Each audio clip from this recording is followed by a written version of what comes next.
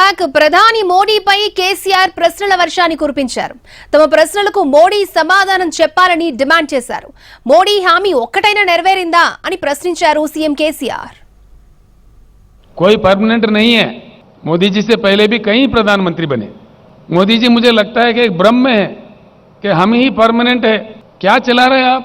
किसान परेशान, बेरोजगार नौजवान परेशान, उद्योगपति परेशान, इन्फ्लेशन बढ़ रहा है, प्राइस राइज हो रहा है एसेंशियल कमोडिटीज का, grass misuse of all constitutional bodies. जो आपके विरोध में बोलता है उनको सताया जाता है, लोकतंत्र का हत्या कर रहे हैं। आपने श्रीलंका जाके प्रधानमंत्री का रोल नहीं निभाया, बल्कि एक छोटा सा व्यापारी का सेल्समैन बन गए थे। आप देश का अपमान किए। नतीजा श्रीलंका का जनता टूट पड़ी है श्रीलंका के रोडों पे। यह शोभा देता है हमारे देश को? श्रीलंका पार्लियामेंट कमेटी के सामने श्रीलंका इलेक्ट्रिसिटी बोर्ड के चेयरमैन बयान दिया दुनिया के सामने खुलेआम कि भारत के प्रधानमंत्री के दबाव के कारण हमने ये कॉन्ट्रैक्ट किसी हिंदुस्तानी व्यापारी को दिया। ये क्या देश का इज्जत बढ़ाएगा? भले ही आप खामोश हो, हम खामोश नहीं बैठेंगे, हम जरूर लड़ते रहेंगे। व्यक्तिगत रूप से मुझे भी नरेंद्र मोदी से कोई लेना देना कुछ नहीं है।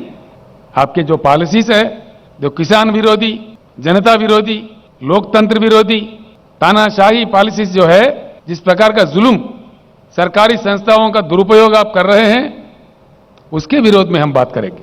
बताइए साफ साफ क्या हुआ श्रीलंका में, यह हम आपसे पूछ रहे हैं, वरना हम आपको दोषी मानेंगे। मेक इन इंडिया, मैं पूछ रहा हूं माननीय प्रधानमंत्री जी, कुछ नतीजा मिला इसका? आपके डर से, आपके रवैया से, आपके नीतियों से पूंजीपति अपने निवेश को वापस लेकर देश से भाग रहे हैं। मेक इन इंडिया में लोग नहीं आए, मेक इन इंडिया में कुछ नहीं हुआ, ये तो झूठ था। कल के भाषण में बताइए क्या हुआ मेक इन इंडिया में।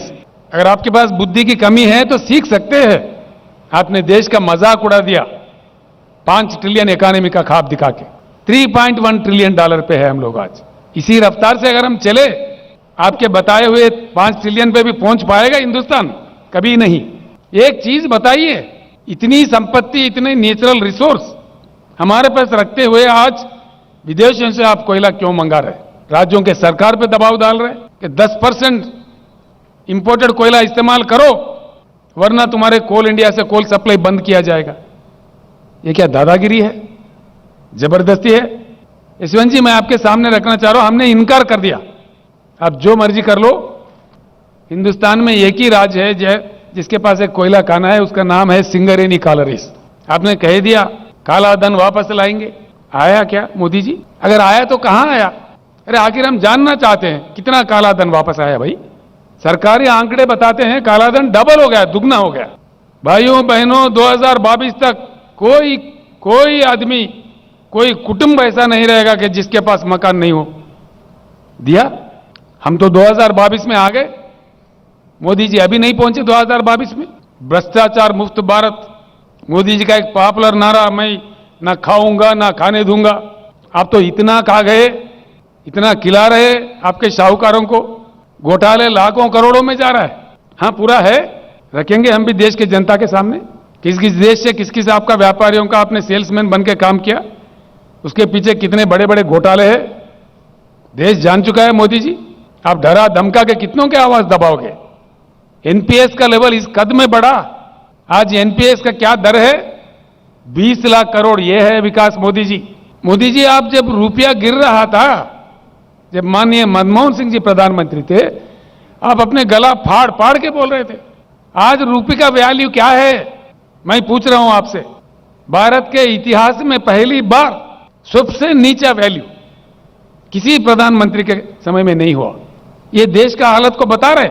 आपका कितना महान एडमिनिस्ट्रेशन है।